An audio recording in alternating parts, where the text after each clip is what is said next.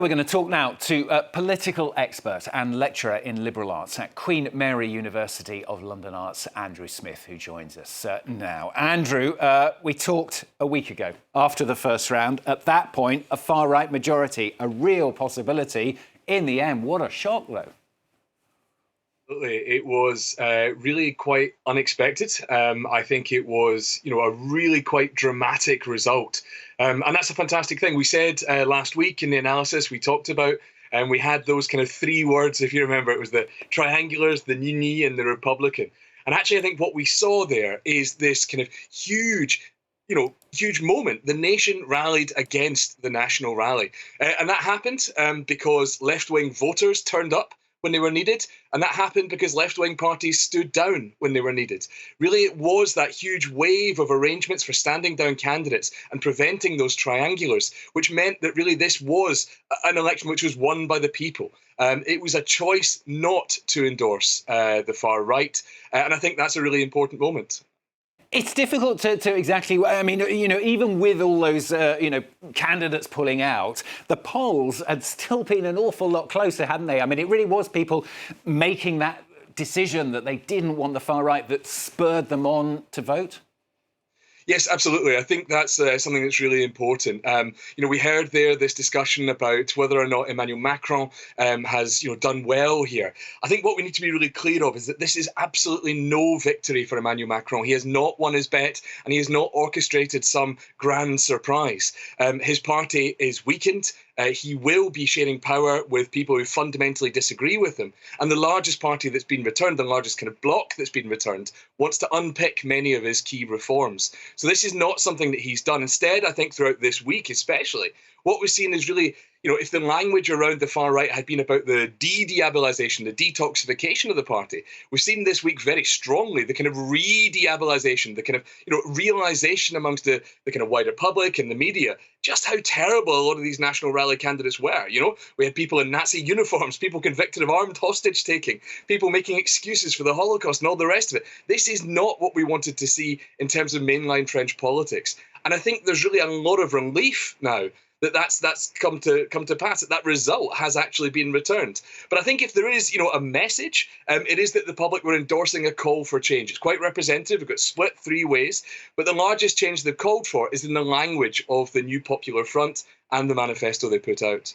So what do you think Emmanuel Macron will do now? I mean, a lot of people saying he will stick with Gabriel Attal for now. We'll see. Presumably we'll hear about that today. But do you think he'll try and keep his centrists in power? Will he go for a technocrat government, or will he have to reach out to the left?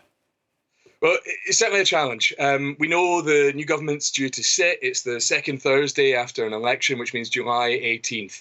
So the legislature needs to sit by July 18th. We also know, of course, that in terms of things happening, well, first of all, Emmanuel Macron's off to a NATO summit tomorrow, so probably won't hear too much before then. But likewise, we know the Olympics is coming up as well, and that's going to be a big moment, of course, nationally in terms of stability needed and all the rest. In terms of what the left are talking about, they're talking about presenting a candidate to Macron, a kind of an agreed upon consensus candidate by maybe the end of the week, I think is what we've seen from a number of those big hitters within that coalition. You mentioned, of course, Emmanuel Macron has options. He could refuse Gabriel Attal's resignation. Attal seemed quite keen to resign. We know, of course, he was, and he said so as much himself, that he was quite frustrated, perhaps, about these elections being called, quite surprised. And I think that's one of the things we've seen as well. Macron's, renaissance and his coalition did relatively well, but this is not as united a coalition around Macron as it was in 2017, or indeed in 2022. A lot of people were frustrated by the president's calling of this election of, shaking things up. He said he wanted clarification. This is not clarification. This is not what he arrived at in that moment. So I think there really is actually a lot of discussion to be had. I think sensibly, he should probably look to the left to come together with a candidate and consider that candidate. We've seen great kind of moves made by people like Marine Tondelier from the Greens to suggest that, really they want a conciliatory candidate who can build. Olivier Faure for the Socialists said similar in terms of looking to actually piece together something a government who can govern. and not simply to foist on somebody like Mélenchon, who, of course, would divide the country and likely be voted down within weeks. So I think the left has, a lot of grown-up politics to do at this particular moment, and I think there has to be some contrition from the presidential camp as well to recognise, at least for his own party, that he's caused many of these issues himself. And let's talk about voters as well, Andrew, because left-wing voters who really voted for the left, maybe with their heart or maybe just to keep the far right out, they're going to feel very angry if their programme is now not now put in place. They came top. Absolutely. You've got to look at some of those famous left-wing voters like Edouard Philippe, of course, voting communist. No, there is, of course, this great programme which has been put forward, which has been agreed across the whole left. That was, not an easy thing to do. The New Popular Front is not a kind of, a party marching in lockstep. This is, there's a lot of division across that spectrum. But what they've presented is really a manifesto for positive change. But there's a difficulty there for somebody like Macron as president, because, of course, there are no easy allies for him. That coalition came together. Why? To defeat the far right, but also against the idea of Macronism as well. And so there has to be some kind of realisation there. I think somebody like Olivier Faure said it quite well. The country deserves better than a choice between sort of, Macronism and the far right, between neoliberalism and the far right. And this idea is one of positive change. And I think that's really a moment which could transform the end of Macron's presidency and recapture a spirit of dynamism. Of course, we know he can't stand again, but what he can do is enliven the country. He can capitalise on the idea of a summer of positivity. He can capitalise on bringing the games to France. He can capitalise on all of this by endorsing this idea of a message for popular change, one which is moderated by the need for alliance building in the Assembly. It's not going to be all the one way of the, France Insoumise, the France Unbowed party, but it is going to be one which constructs and builds a new way for governing France. And that's going to have to happen quite quickly. I asked you about left-wing voters. I need to ask you about right-wing voters as well. I mean, more people voted for the National Rally. They are the largest party. If you forget about the blocs, they're the largest party now in the National Assembly. They're going to feel very let down by this whole process now, aren't they? Absolutely. And I think that's a really important point. This cannot be about complacency. We mentioned there Emmanuel Macron's majority saying, we've done quite well. The error of 2022, as it were, was for Emmanuel Macron to think that he was elected as president because people were endorsing his programme. Instead, when they rallied for the Republican front, they were voting against Le Pen.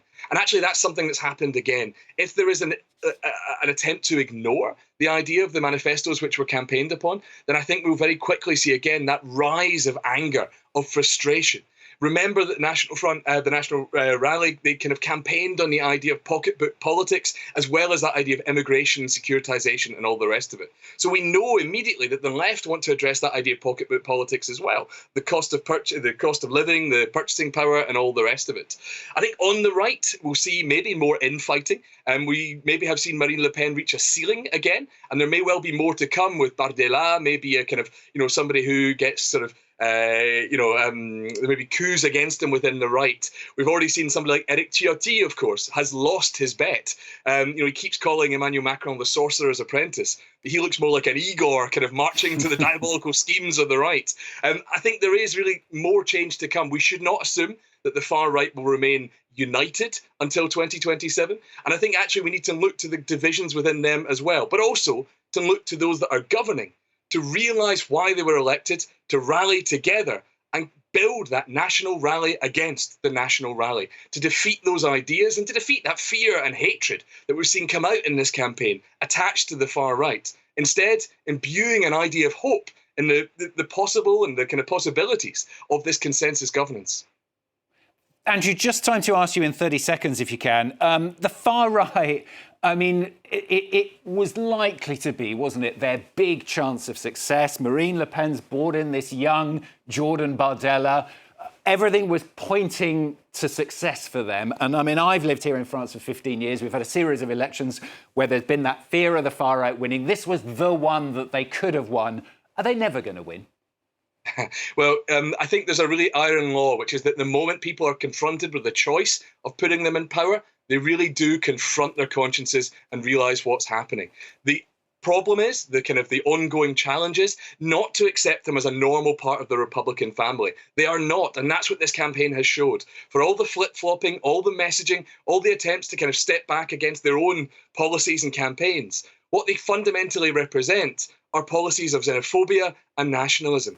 And that really is a strong choice. That's what France rallied against last night. And that remains the challenge for 2027 to come as well. They cannot be complacent. They've gone from 8 deputies to nearly 150. They will be a voice in the Assembly. And there will be a voice that needs to be resisted, a voice that needs to be met head on the issues and not run away from, and not kind of hidden or kind of, normalised in that way. Instead, that work of challenging the far right starts today.